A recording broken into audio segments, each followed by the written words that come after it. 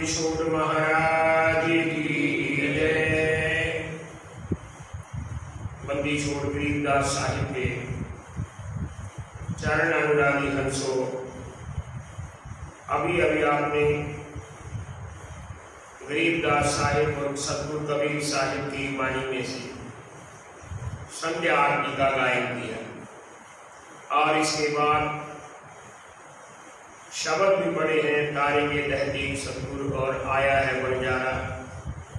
इसके बाद फिर सभी महापुरुषों को धन्य कहा, धन है धन है धन है स्वामी रामानंद जी धन है। और फिर अरदास की कि हे गरीबदास साहिब हमारी रक्षा करो, हमारे ऊपर कृपा करो, हमारे को शक्ति बख्शो, हमारे को भक्ति का दान दो और फिर हमारे को मुक्त करो।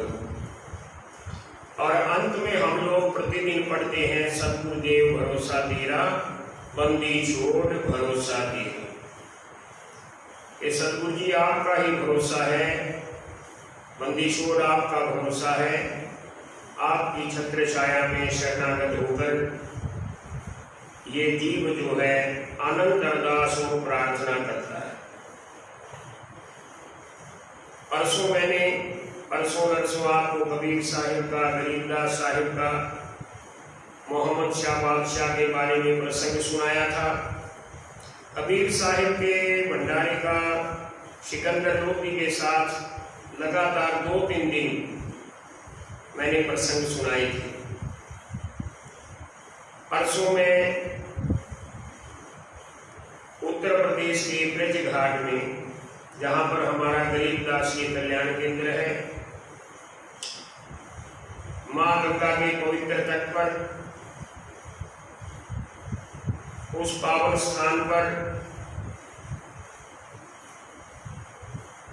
जहां पर एक माता मीरा ने छतरी साहिब को आश्रम दान किया था, तो लॉकडाउन खुलने के बाद वहां का कार्य शुरू करवाने के लिए परसों में गया हुआ था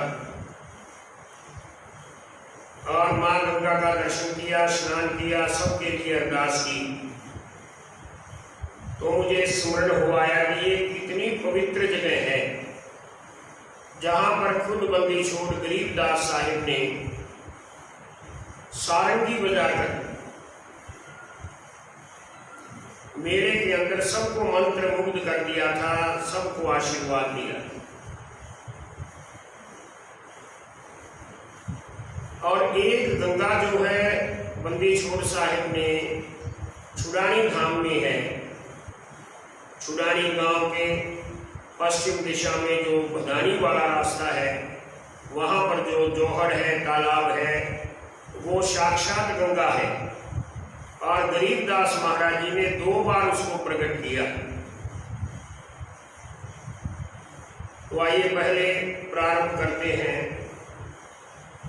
कि गंगा के तट पर गढ़मुक्तेश्वर में, ब्रजघाट में, उस सारे क्षेत्र में गरीबदास साहिब ने सारंगी बजाकर शब्द क्यों गाए थे। वैसे सतगुरु जी का छुड़ानी धाम से बाहर जाना बहुत कम होता था। सिर्फ 3-4 जगह का महाराज जी का प्रमाण मिलता है जयतराम महाराज जी की वाणी में। एक तो बंदी छोड़ साहिब हरिद्वार गए कुंभ के मेले में, एक बार हिमाचल प्रदेश के पोंटा साहिब के पास एक गांव में हरिपुर, वहां पर प्रकट हुए। एक बार मथुरा वृंदावन में यात्रा करने गए, एक बार नादिर शाह के आक्रमण से पहले मोहम्मद शाह रंगीले के अनुरोध पर दिल्ली दरबार में सतगुरु जी गए हैं, और एक बार गंगा के तट पर गढ़मुक्तेश्वर में, एक बार राजस्थान में भरतपुर में वहां के महाराजा के निमंत्रण पर।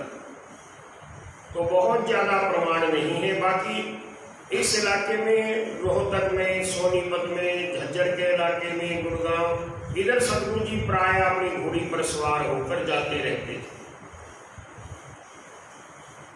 ऐसा भी प्रमाण मिलता है कि पश्चिमी उत्तर प्रदेश के कुछ इलाकों में सतगुरु जी गए, क्योंकि मैं पूरे भारतवर्ष में जाता हूँ तो उत्तर प्रदेश के कई क्षेत्रों में लोग बताते हैं कि हमारे बुजुर्ग बताते हैं कि हमारे यहाँ गरीबदास साहिब खुद पधारे और छुड़ानी धाम के आसपास के गांव जैसे बादली है, कानुंदा है, छारा है, बेरी है, ऐसे कई गांवों में, नगरों में सतगुरु जी जीवों को चटाने के लिए जाते रहे। तो ब्रज घाट क्या करने गए थे, गढ़मुक्तेश्वर में क्या करने गए थे, आइए आज उस प्रसंग का मैं जिक्र कर रहा। सतगुरु जी की आयु 12-13 वर्ष की थी और हमारे हरियाणा में पहले भी रिवाज था, आज भी रिवाज है, लेकिन पहले रिवाज ज्यादा था कि हरिद्वार की बजाय गढ़गंगा, गढ़मुक्तेश्वर स्नान करने के लिए कार्तिक के मास में सब लोग जाते हैं और ब्रज घाट में अस्थियां प्रवाहित करने जाते हैं। और पहले साधन ऐसे नहीं थे, बैलगाड़ियों में, घोड़ा गाड़ी में या पैदल, इसलिए कई दिन पहले चलते थे और कार्तिक पूर्णिमा के दिन वहां पर मेला संपूर्ण हो जाता था। और वैसे भी हमारे भारतवर्ष में तीर्थों की पूजा होती है, वृक्षों की पूजा होती है, नदियों की पूजा होती है, पीपल का, तुलसी का, वट वृक्ष का, बड़ के वृक्ष की पूजा करते हैं। नदियों में गंगा मैया प्रमुख है, यमुना मैया है, आदर्श सरस्वती है, कृष्णा है, कावेरी है, गोदावरी जो दक्षिण की और मध्य भारत की नदी है। इनके जल के आचमन से शांति मिलती है, आध्यात्मिक विकास में मदद मिलती है और स्वास्थ्य के लिए भी ये बहुत लाभदायक होती है। हमारा शरीर 5 तत्वों का बना है, एक तत्व जल तत्व है और जल तत्व के स्रोत मुख्य रूप से कुएं, बावड़ी, नलके, नलकूप, हैंडपंप, सागर, नदी, नाले, तालाब, पोखर, तो ये हमारे लिए बहुत जरूरी होते हैं। और गंगा मैया के बारे में तो प्रसिद्ध है, और प्रसिद्ध ही नहीं, वैज्ञानिक कसौटी के ऊपर विज्ञानियों ने ये बात साबित कर दी है कि गंगा मैया का जल जो है अमृत के समान है, इसमें बहुत से दिव्य गुण हैं। तो गरीबदास महाराज जी के समय की बात, जब 12-13 वर्ष के थे, घर में रहते थे, गाय भी चराते थे, खेती बाड़ी के काम में भी अपने पिता का हाथ बटाते थे। गांव के नर नारी जाते थे प्रतिवर्ष गढ़गंगा और वहां पर मेला देखते थे, स्नान करते थे, दान पुण्य करते थे, साधु संतों में दर्शन करते थे, क्योंकि साधु संतों में दर्शन करने से निश्चित रूप से जीव को लाभ मिलता है, वो ज्ञान देते हैं, ज्ञान से जीव के विकार दूर होते हैं। और गरीबदास महाराज जी ने वैसे तीर्थों का बहुत ज्यादा जाने की प्रेरणा नहीं दी है, लेकिन खंडन भी नहीं किया, लेकिन तीर्थ पर जाकर जो आडंबर और प्रपंच होता है उसका खंडन किया है। और एक जगह यहां तक भी कह दिया कि 68 तीर्थ जाइए, 68 तीर्थ जाइए, मेले बड़ा मिलाप, पत्थर पानी पूजते, कोई साध संत मिल जा। ऐसा करने से कोई अच्छा पूर्ण संत मिल जाए तो आपको ज्ञान दे, आपका कल्याण हो।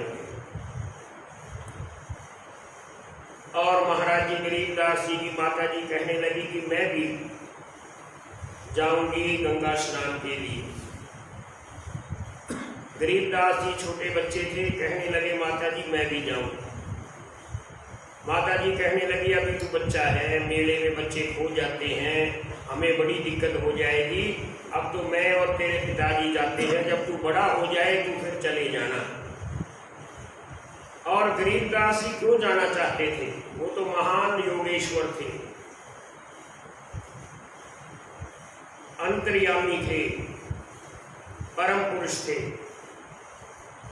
सदगुरु कबीर साहिब का पिछले जन्म का कोई भक्त जिसकी भक्ति पूर्ण नहीं हुई थी, इसी उसकी गलती से अधूरी रह गई थी और मनुष्य के जन्म में वो जोगी बना हुआ था, जोगी बिरादरी में गरीब था। उसकी कन्या की शादी तय कर दी, लेकिन उसके पास तो अपना घर चलाने के पैसे भी नहीं थे, बहुत परेशान था। उधर गढ़ का मेला आ गया। उसने सोचा था मेले में सारंगी बजाकर कुछ पैसा इकट्ठा कर लूँगा और अपनी कन्या के हाथ पीले कर लूँगा। लेकिन उसका तो सुर बहुत अच्छा नहीं था, ना उसको बहुत ज़्यादा ज्ञान ध्यान था। 3 सप्ताह बीत गए। 4 हफ्ते का मेला होता है। मुश्किल से 3, 4, 5 रुपये उसके पास इकट्ठे हुए। इतने में कन्या का विवाह नहीं हो सकता था। उसने मन ही मन पुकार की, क्योंकि पूर्व जन्म के संस्कार सतगुरु कबीर साहिब के थे कि हे साहिब, आप जहाँ भी हो, मेरी कन्या का ब्याह रचाने के लिए किसी रूप में आप प्रकट हो। और उसकी वो पुकार यहाँ पर बाल्य रूप में गरीबदास साहिब को सुनाई दी। तो उनके मन में संकल्प आया कि मैं गढ़ गंगा जाऊंगा और उस जोगी की लड़की के ब्याह का प्रबंध करके आऊंगा। लेकिन माता ने मना कर दिया। माता जी चली गई और पूर्णिमा का दिन आ गया। इधर गरीबदास जी क्योंकि महान योगेश्वर थे, अपने योग बल से उन्होंने अपने 2 स्वरूप बना ली। एक स्वरूप में जो सुरानी धाम में रहकर घर का ध्यान रखना, पशुओं का खेत में चराना, खेत की रखवाली करना, और दूसरे स्वरूप में गढ़ के मेले में जाकर प्रकट हो जाते हैं प्रातः काल। और वहां उन्होंने अपनी दिव्य दृष्टि के द्वारा पहचान लिया कि ये तेरा पूर्व जन्म का भक्त है, जोगी है, और ये सारंगी बजा रहा है। सदगुरु जी उसके पास गए, बड़ी मासूमियत से कहा कि भैया थोड़ी देर के लिए सारंगी मेरे को दे दो, मैं भी बजाने का प्रयास करूं। जोगी ने कहा, अरे तुम तो बालक हो, तुम्हें कहाँ इसके सुर आते हैं, तान आती है। कहने लगे कि कोई बात नहीं, मैं प्रयास करके देखूंगा। और सतगुरु जी ने वो सारंगी उससे ले ली और फिर 3 घंटे तक एक पहर लगातार एक स्थान पर खड़े होकर सतगुरु जी ने सारंगी बजाई और वाणी उच्चारण की। राग बिलावल, सदगुरु जी के इसी ग्रंथ साहिब में राग बिलावल है, जिसमें 29 पद हैं। 29 भजन सुनाए 3 घंटे में। और उस समय मानो सारी सृष्टि ठहर गई।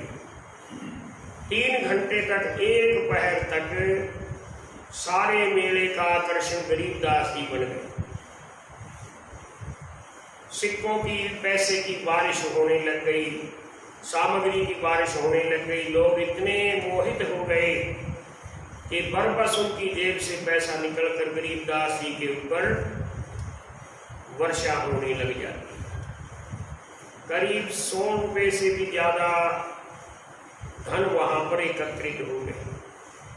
और इधर गरीबदास जी की माता भी देख रही है कि दिखने में तो ये बच्चा तेरे गरीबा जैसा है, हाव भाव, शक्ल, सूरत, आवाज, लेकिन वो तो हमने 1 हफ्ता पहले घर छोड़ दिया था, वो यहाँ पर नन्हा बच्चा कैसे आ सकता है। लेकिन माता जो है उस बच्चे की मधुर आवाज को अनसुना नहीं कर सकी। उसने भी सारे भजन सुने और वो भी इतनी मोहित हो गई कि अपनी कोठरी में से एक चांदी का सिक्का निकालकर उस पर तिलक करके और जोगी के आगे रख दिया। अब जोगी ने सारी माया समेट कर गरीबदास जी को पोटली बांध कर देने के लिए कहा। तो गरीबदास जी कहने लगे, भाई मैं तो ऐसा ही मेले देखने आ गया था, ये धन तो तुम्हारे लिए है, तुम्हारी कन्या के ब्याह के लिए। और जोगी ने फिर वो जो चांदी का सिक्का था वो हाथ में लेके कहा कि बेटा ये मैं तेरे को इनाम में देता हूँ, क्योंकि तेरी वजह से मेरी कन्या के ब्याह के लिए पैसे इकट्ठे हुए। और गरीबदास जी ने वो सिक्का लेकर जेब में डाल दिया। थोड़ी देर बाद सतगुरु जी वहां से अंतर ध्यान हो गए। मेला पूर्ण होने के 2-4 रोज के बाद माता जी घर आई। बेटा घर में सब ठीक है, पशु ठीक है, खेत ठीक है? हाँ माता। बेटा तेरे जैसा एक बिल्कुल हूबहू ऐसा ही बच्चा वहां पर गढ़ के मेले में सारंगी बजाकर भजन गा रहा था, मुझे बहुत अच्छा लगा और मैंने उसको चांदी का एक सिक्का दिया। गरीबदास साहिब ने अपनी जेब से सिक्का निकालकर जिस पर तिलक लगा हुआ था और माता जी के आगे रख दिया है। बोलो माता जी ये सिक्का वही है या दूसरा है? माता जी कहने लगी बेटा सिक्का तो बिल्कुल वही है, मैंने पहचान लिया, लेकिन तू तो यहाँ था, फिर वो कौन था? अब सतगुरु जी ने कुछ नहीं कहा, हाथ जोड़ लिए, माता को प्रणाम। जानती तो माता भी थी कि तेरा बच्चा जो है, बालक जो है, ये तो बचपन से ही दिव्य लीलाएं करता है। कभी बैरागियों के घर की आग बुझाता है, कभी ये मलूका के हाथ में उंगली में तारा दिखाता है और छोटी उम्र से ही तोतली जबान से ही बड़ी अच्छी भजन वाणी बोलता है। अब आइए दूसरा पक्ष बताता हूं छुड़ानी धाम की गंगा के बारे में। अब महाराज जी की उम्र कुछ और बड़ी हो गई थी, माता जी की और ज्यादा उम्र हो गई थी। माता जी हर साल जाती थी गढ़ गंगा। एक बार कहने लगी बेटा अब की बार तू मुझे अलग से बैलगाड़ी में लेके जा, मैं गांव के लोगों के साथ नहीं जाऊंगी। साहेब ने, सतगुरु ने, गरीबदास जी ने हाँ कर दी, लेकिन फिर भूल गए, दिन रह गए 2। माता जी कहने लगी बेटा 4 दिन का रास्ता है, धीरे धीरे चला जाता है, अभी तो आज का दिन है, कल तो वहां पर स्नान हो जाएगा, कैसे जाएंगे? तब गरीबदास कहने लगे हे माता जी मैं आपको यहीं पर गंगा स्नान करा दूं। अगले दिन पूर्णिमा के दिन माता जी को लेके साहेब चले गए छुड़ानी धाम के जो भदानी वाला मार्ग मैंने अभी बताया तालाब है, वहां पर सतगुरु जी खड़े हो गए और महाराज जी ने अपने संकल्प से, योग बल से वहीं पर साक्षात गंगा को प्रकट कर दिया। माता जी भी देख रही है, गांव के लोग भी देख रहे हैं कि जो नज़ारा गढ़ के मेले में हूबहू वही नज़ारा, वही गंगा, वही पाट, वही पंडे लोग, वही अनक्षेत्र लगे हुए हैं, शंख घड़ियालों की आवाज आ रही है, अविरल धारा में लोग स्नान कर रहे हैं। माता जी ने भी स्नान किया, लोगों ने भी स्नान किया और उसके बाद फिर वो गंगा अदृश्य हो गई। इसके कुछ साल के बाद राजस्थान का एक किसान था, अपने खेत की रखवाली कर रहा था, बंदूक रखता था क्योंकि रात को सूअर और दूसरे जंगली जानवर आकर फसल को नुकसान करते।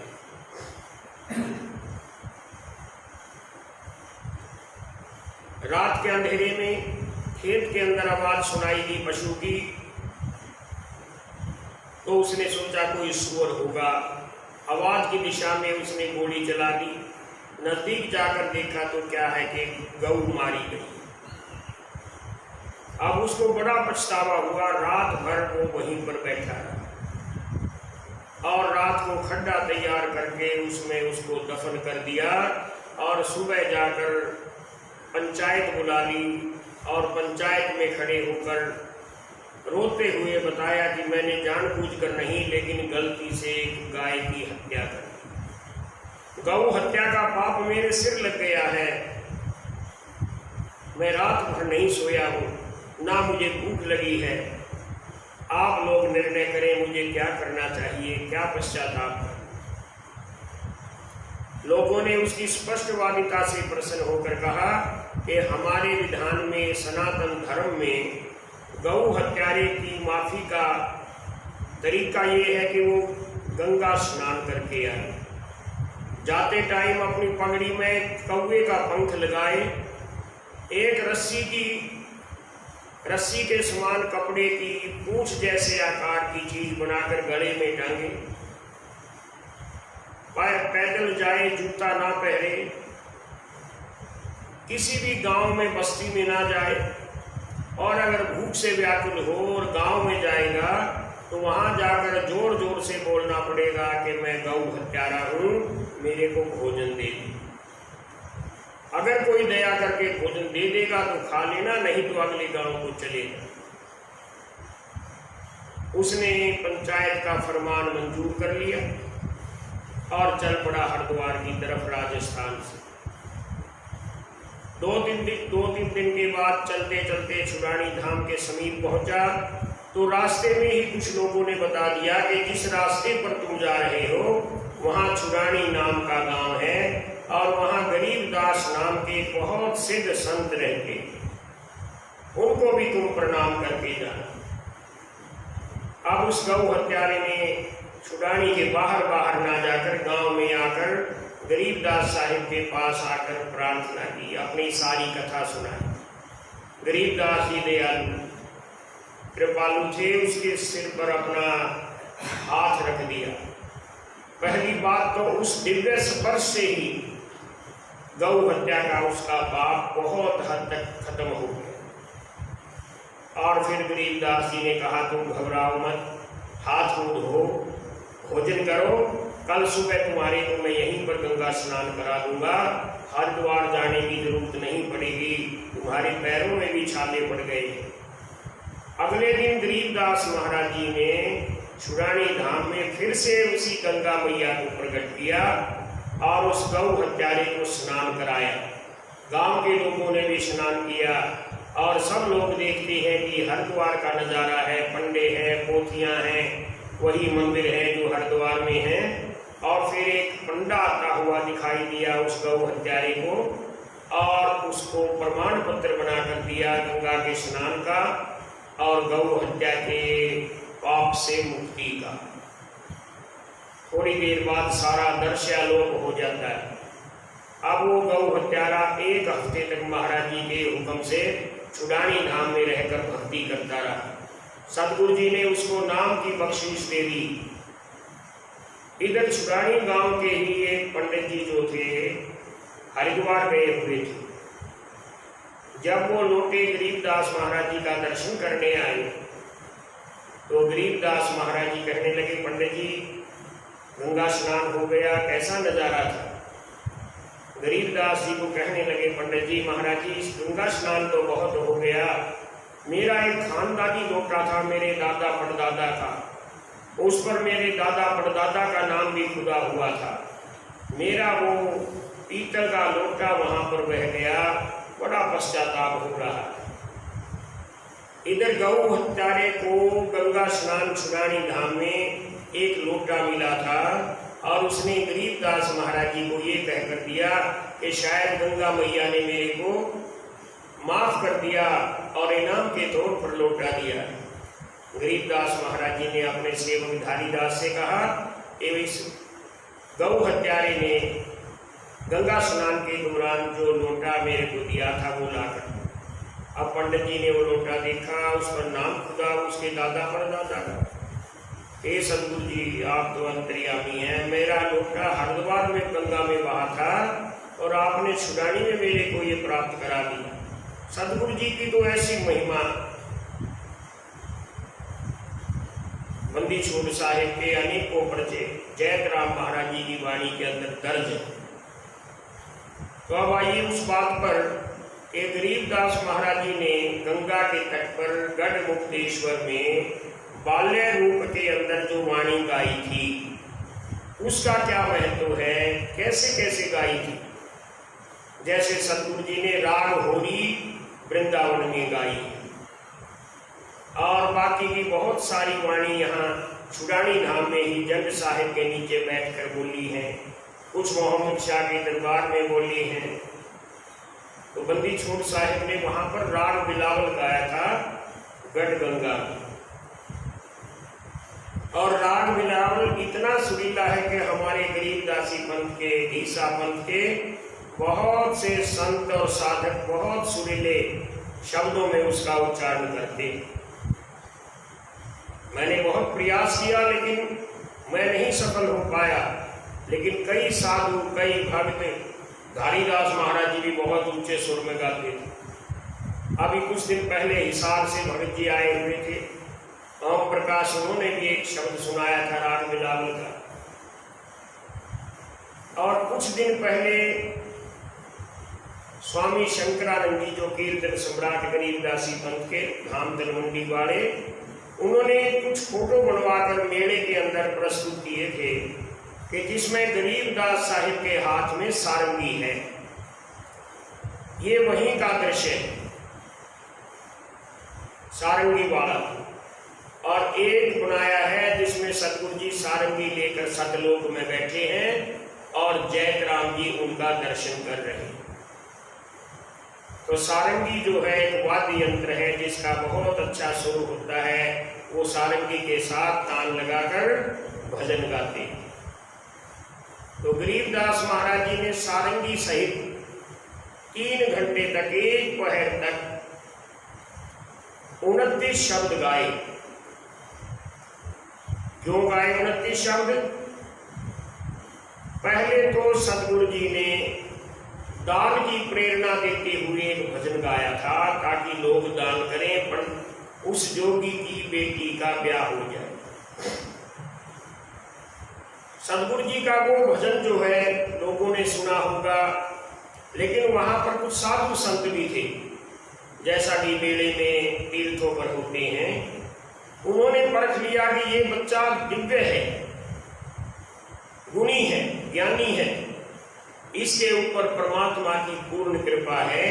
तो वो सवाल करते गए गरीबदास जी से, और सवाल दर सवाल करते गए, और गरीबदास महाराज जी उनका राग बिलावल में जवाब देते गए।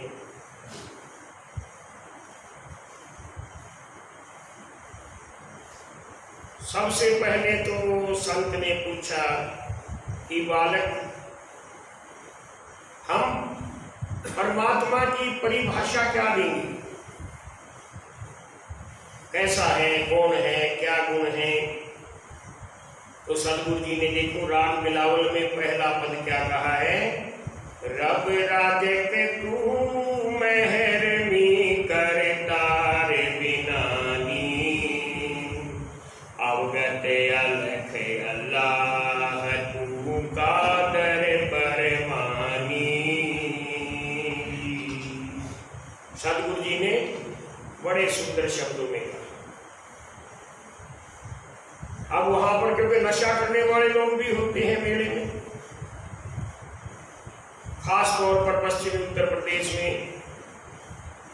अपने झूठों को लेकर भी उस मेले में लोग जाते हैं स्नान कराने। आजकल मैं देखता हूँ वहां पर रागनी भी बहुत होती हैं और कुछ लोग दारू भी पीते हैं, क्योंकि गरीबदास महाराज जी ने वहां साज बजाया, राग गाया, तो मुझे बहुत प्रेरणा मिली। पिछले 10 साल से मैं भी वहां पर हर वर्ष गढ़ के मेले में शिविर लगाता हूँ, छतरी साहिब की ओर से, संतों भक्तों के सहयोग से। वहां गरीबदास जी की वाणी का पाठ होता है और बहुत ही अच्छा भंडारा हम लोग वहां बंदी छोड़ के कृपा से, दानी लोगों के सहयोग से करते हैं। तो ये परंपरा बहुत सालों के बाद मैंने वहां पर जोड़ दी है। मुझे बहुत खुशी है, गर्व है मुझे अपने आप पर, जहां हमारे साहिब इष्ट देव बंदी छोड़ पधारे, शब्द गाया, राग गाया, हम उस भूमि को पूजन करने जाते हैं। हमारे लिए वो किसी बड़े तीर्थ से कम नहीं, लेकिन वहां नशे का प्रचलन है, उसको देखकर मन में जरूर शोक होता है। तो वहां पर संत ने कहा, जो प्रश्न कर रहे थे, ये लोग नशा करते हैं, इनका क्या हाल होगा, और नशा करना हो तो कौन सा करना चाहिए? तो गरीबदास महाराज जी ने राग बिलावल के एक पद में कहा, मैं अमली निज नाम का मद खूब चवाया, पिया पियाला। इस चीज का प्रेम था, नशे का नहीं, प्रेमा भक्ति का प्याला, पिया पियाला प्रेम का सिर साटे पाया।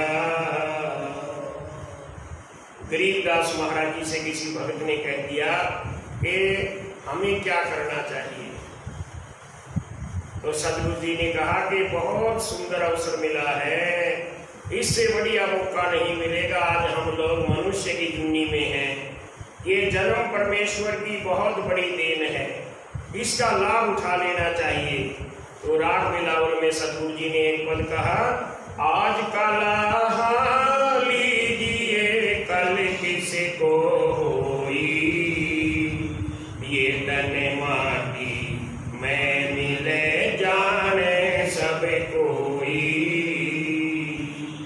वहां पर साधु संतों को देखकर गरीबदास महाराज जी ने अपनी मधुर वाणी में संतों की महिमा के बारे में भी वहां पर लिख दिया, बोल दिया, कह दिया, गा दिया।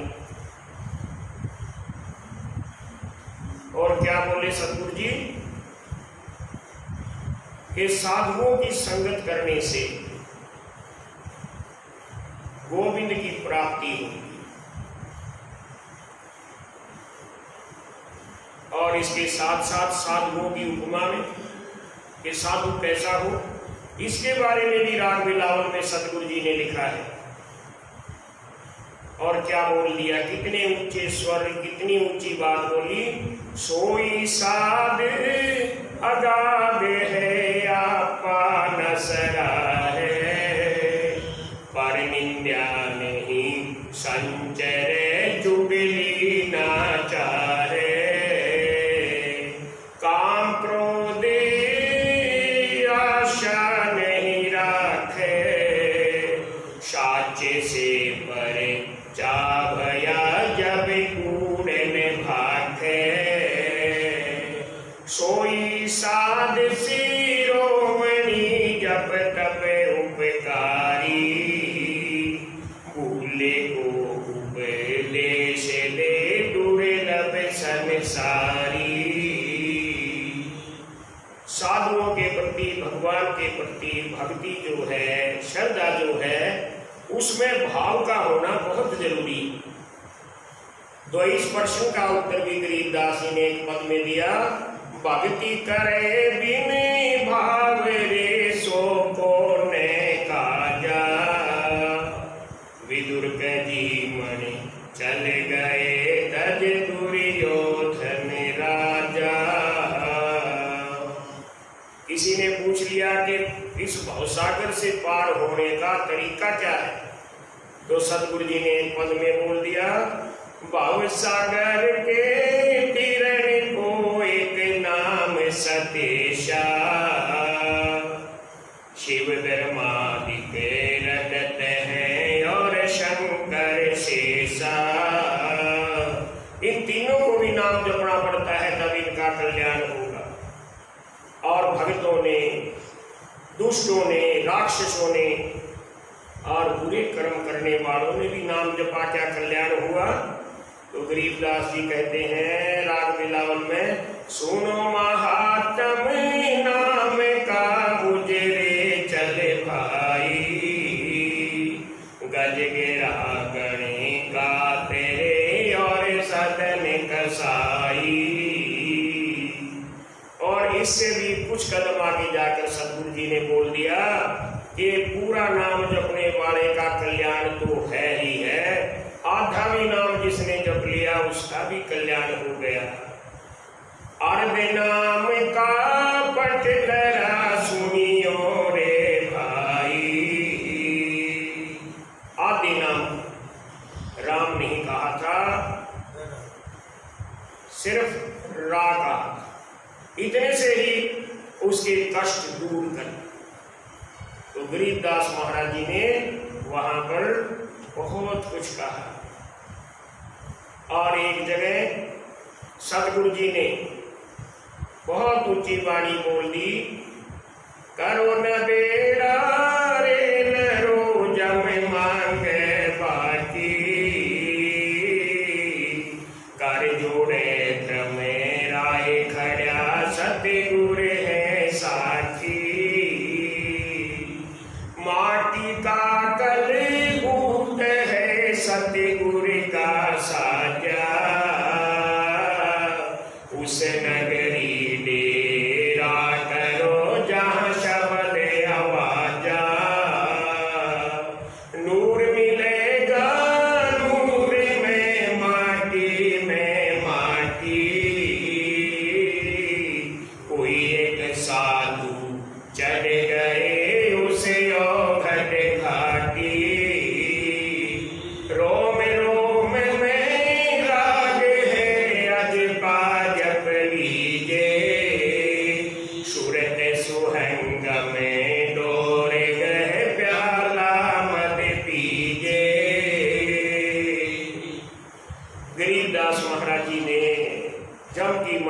बचने का तरीका बताया। सतगुरु जी ने इस पद के अंदर बहुत निचोड़ की वाणी कही और फिर हमारे शरीर के अंदर क्या क्या अच्छाई है, क्या क्या बुराई है, जीव किसके बस में है, किसको नहीं पहचान पाता, क्यों नहीं पहचान पाता, इसके बारे में बड़ा सुंदर भजन इसी राग बिलावल में गाया। वैसे तो मैंने बताया कि 29 शब्द हैं, छोटे से समय में ना उनका उच्चारण किया जा सकता है, ना उनका अर्थ बताया जा सकता है। तो आइए सतगुरु जी के राग बिलावल के एक बहुत ही सुंदर भजन का, रोचक भजन का जिक्र करते हैं। क्या कहा है सतगुरु जी ने? राम जी दास जी बोलना साथ में। घटे ही अंदर गारू धोखे मर गईया, सार शब्द जीन्या नहीं कुछ भेद लहिया। न्योल जड़ी को सूंघ कर ग्रह डंक लगावे, सरपन बांधी जोड़ सी कहीं जाने में पावे। बाजी अनहद बीन रे भूमि फनकारा, बगल विद्या बाजी गरी जाने गुरुहारा। सतगुर मिलिया गारू जिन मंत्र दीन्या, नाग दमन निरे गुण जरी विषयर बस दीन्या। बाजीगर की डूबे डूबी विषयर बिरवाया, गाल बिटाले ले चला घर बार नचाया। ऐसा सतगुर कीजिए बाजीगर पूरा, दास गरीब अमर करे दिल दर से जरूरा। ऐसा सतगुर कीजिए बाजीगर पूरा, दास गरीब अमर करे दिल दर से जरूरा। बंदी छोड़ साहिब ने सतगुरु के और जीव के भरम के बारे में सांप का और गारडू का उदाहरण दिया। गारडू कहते हैं सर्प के विष के उतारने वाले को। अब इस एक ही शब्द के अंदर देखो कितने पर्यायवाची शब्द हैं। सर्प सांप को कहते हैं, विषेर भी सांप को कहते हैं, खुम्बी भी सांप को कहते हैं, तक्षक भी सांप को कहते हैं, भुजंग भी सांप को कहते हैं। तो सतगुरु जी ने कहा कि सतगुरु मिलिया गारडू जिन मंत्र दीन्या, नाग दमन निर्गुण जड़ी विषयर बस कीन्या। भजन के शुरुआत में टेक क्या है कि इस संसार के अंदर ये जीव जो है, जिसके सहस दल कमल में परमात्मा स्वयं विराजमान है, लेकिन काल रूपी अज्ञान रूपी सांप इसको घेरे हुए, जो परमात्मा का अनहद नाद बजता है वो इसे नहीं सुनाई देने देता। सिर्फ सर्प की फुफकार, अज्ञान की फुफकार सुनाई देती है, इसलिए जीव अशुभ कर्म करता रहता है, सार शब्द तक नहीं पहुंचने देता। लेकिन जब हमें पूर्ण गुरु मिल जाता है तो हमारे इस काल अज्ञान रूपी सर्प को बस में कर लेता है। जैसे नेवला एक जड़ी को सूंघ कर सर्प के ऊपर वार करता है, इसी प्रकार से परमात्मा का नाम रूपी जो जड़ी है, हम उसका ध्यान करें, उसको आत्मसात करें, अपने चित्त में बसाएं, तो काल को, सर्प को हम जीत पा लेते हैं। जो अनहद नाद बजी है वो हमें सुनाई देगी, आनंदित हो जाएंगे। तो सदगुरु जी कहते हैं कि सदगुरु फिर हमारे को यहीं पर दिल दर्श जहूरा जगमग दिखा देंगे, अंधकार को दूर कर देंगे और हमारे अज्ञान को बंद कर देंगे और हम खुशहाल हो जाएंगे। आइए इसी भजन को एक बार फिर गाएंगे। बहुत साल पहले मेरे प्रथम शिष्य धारीदास जी ने, जिनके सुपुत्र बैठे ओम प्रकाश जी यहाँ, वो बड़े ऊंचे स्वर में एक ताली पर गाते थे और मेरे को भी सिखाया था। और क्या है इस शब्द में, आइए एक बार फिर गाएं। राग बिलावल का ये शब्द, सदगुरु जी क्या कहते हैं, हमारे को इन शब्दों से प्रेरणा लेनी। शब्द गाने के नहीं होते, ध्यान करने के होते। घटे ही अंदर गारू धोखे मर गईया। हमें गारू भी यहीं पर है, सर्प भी यहीं पर है और परमात्मा भी यहीं पर है। लेकिन गारू की पहचान अर्थात गुरु के शरणागत होना जरूरी। घटे ही अंदर गारू धोखे मर गईया, सार शब्द जीना नहीं कुछ भेदन रहिया। न्योल जड़ी को सूंघ कर ग्रह रंग लगावे,